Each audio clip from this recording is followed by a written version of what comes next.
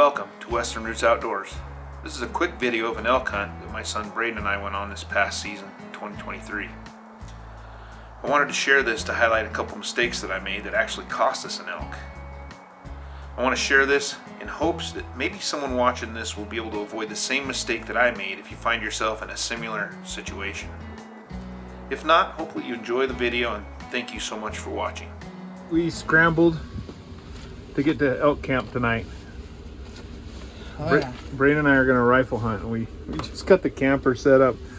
It's kind of been like just throw everything in and go. We weren't gonna go, and then it was kind of a last minute. We decided to get these over-the-counter tags for a place we've hunted before, and zip up here. We're gonna get up in the morning. It opens tomorrow morning, and we're gonna go kill a bull. What do you think of that? Absolutely. Oh yeah, got an Nanook of the north. I'm ready. He trapped that beaver himself. It's on his head. Well, we had a guy above us up here come into where we normally hunt. He's going up the mountain. We're gonna go down the mountain. Got in here. We're gonna take off here. It's still pitch dark. And just we've been in here before, seen a lot of elk in here, so we'll be pitching off of this down, going down and hunting the next canyon. So we got a little bit of a walk. We're gonna try to do some of it in the dark here. We just don't want to move too far because there could be elk right below us. So we're gonna kind of hang for a minute and we'll see what we can find. Right? Oh yeah. Well, we made it over here finally, but we're having trouble finding our perch spot where we usually sit and watch, but we usually find elk on this hillside over here. But I should have marked it when I was in here a couple years ago, but I didn't. So we're searching for a spot where we can look across, but pretty steep country. Having a good time already. Snow. Looking for elk. Hey, do you know who Bill Dance is? Okay, he's an old bass fisherman. He used to be on TV all the time, right? Right now I feel like Bill Dance. Not that I am as good an elk hunter as he was a bass fisherman, but that guy like fell out of his boat. He has so many outtakes from his movie. He's like, I don't know if he's really that clumsy or just all the years of doing it, but I feel like we're falling down and getting hit in the face with branches. I feel like we're filming a Bill Dance episode. You'll have to check him out on YouTube because you know how the stinger sticks out of your truck? Your shit himself. Oh, and he's got like 10 videos, I think, of himself doing that. And then there's one of a snake got in his boat and stuff, and his trolling motor comes off, and it's like he's trying to hold it, and it's going out in the water. He's falling in the lake. You have to check it out, Bill Dance. That's how I feel like right now, just tripping and falling through this. We're not seeing any elk, but we're struggling to find our location that we were really kind of hoping to be sitting at right now. And there's a lot more people in here than there ever was before, which is typical. Anyway, we ran into a guy up on the top this morning, and he was in here before we were, so we asked him, where are you gonna go? And he wanted to go over the top. And so we just said, well, we'll just hunt this side then. Which he said, I appreciate that, but it's public land. But anyway, just try to be decent about things. There's just so many people hunting. Anyway, here we go. Okay, we found our spot where we like to sit. I'll show you the other side in a minute, but we got too high up the mountain. Go figure. But guess what? Now I got it marked with Onyx. We haven't been here in 2 years. But every time we've been here, I think every single time we've seen elk. So we're crossing our fingers and hoping that if we just sit here and watch, we'll glass this other side. Maybe we'll get lucky. We got 4 days, so we'll see what happens. This is what we're looking at. And like I said, we've seen a lot of elk move through this way because there's a private ranch that they hunt up that way, and there's people hunting like over the other side back here, like over the top, and then down here, and then End of day one. Back at the camper.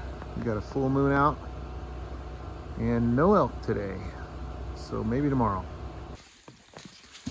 All right, day two. We're back up here. We've actually been here like an hour waiting for it to get kind of light, and it got cold. Whew, we got chilly.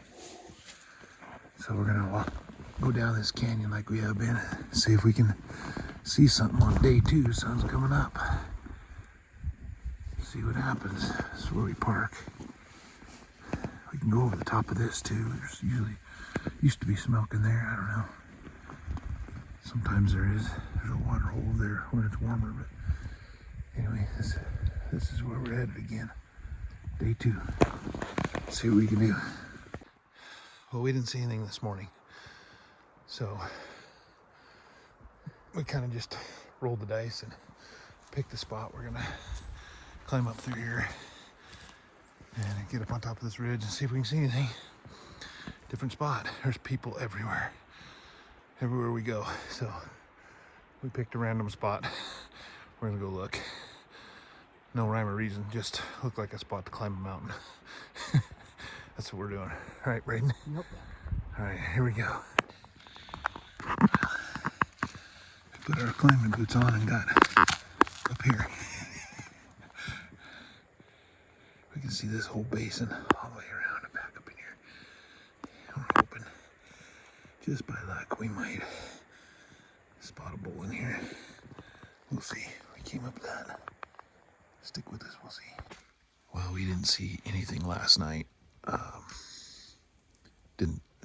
My phone died, so we were up there. I got some pictures and stuff up there, but we didn't see anything up there last night. So we're up early again, and we're back at our spot that we walked down in here. And we've seen elk in here before, but we're not seeing anything. We've seen 3 moose and 3 deer. That's it. And a lot of people. Somebody even drove their 4-wheeler up this. You can see the tracks going up. Drove it right up the mountain. No road. I don't know. Anyway. There's been people everywhere. People camped everywhere. So, I don't know. We'll have to see. We'll go see what's down here.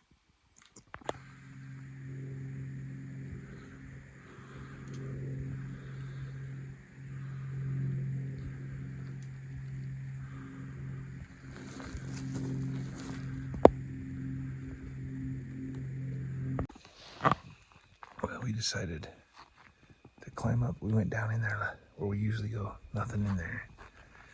And so we decided to climb up the opposite side of the road and come over the other side. We've seen a bull in here one time. There's a water hole right down here below us, but so far nothing today. But a great view, I'll show you.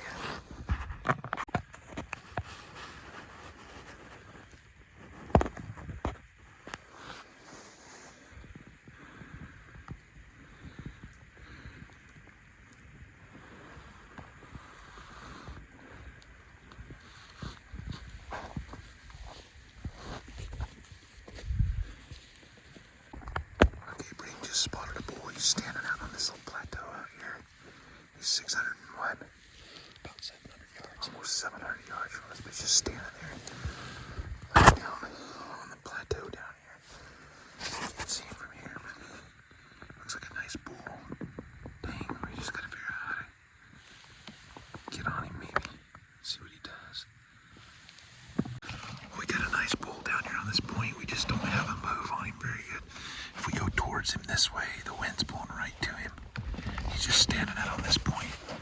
We don't have a way to get in closer. The only thing we might be able to do is if he drops off in the canyon, we might be able to go down this opposite ridge, which would keep our wind away from him. But he's just standing up there now. We're trying to get a good look at him, see what he does.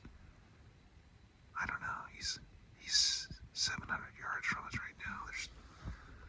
That's a long ways. Okay, the bull went down off this side, so we're gonna go after him, but we're gonna come over into these trees and see if we can see him, but it's gonna be almost impossible. It's really thick timber, no telling where he's going, if he's going down across or what. We're gonna see if we can get on him. gonna be tough. Odds are not in our favor, but we'll go see. This is where things went wrong. We had moved down the back side of the ridge. Before we topped over, we set up and called. The first mistake was not waiting long enough after calling, as I'm pretty sure the bull was coming over the ridge to my call. We got up and moved over the ridge towards the bull, and that's where I made my second mistake. You see, I wanted Braden to shoot the bull, but out of habit, I walked in front of him. As we topped over the ridge, we came face to face with the bull at about 10 yards. At first, the bull didn't see us, so I tried to move Braden in front of me, which scared the bull, and that was, of course, my third and final mistake that cost us the bull.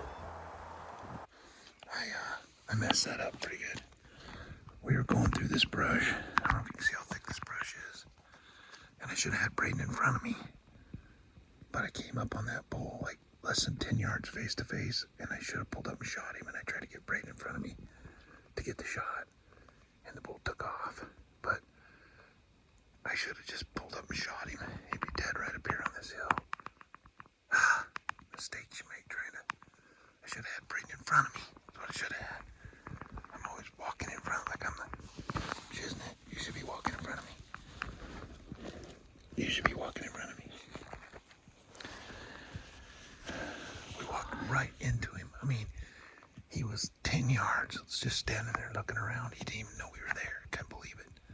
He might have thought we were other cows because I was cow calling, and he might have been coming to us. Mistakes you make even after 30 years of elk hunting. Stupid.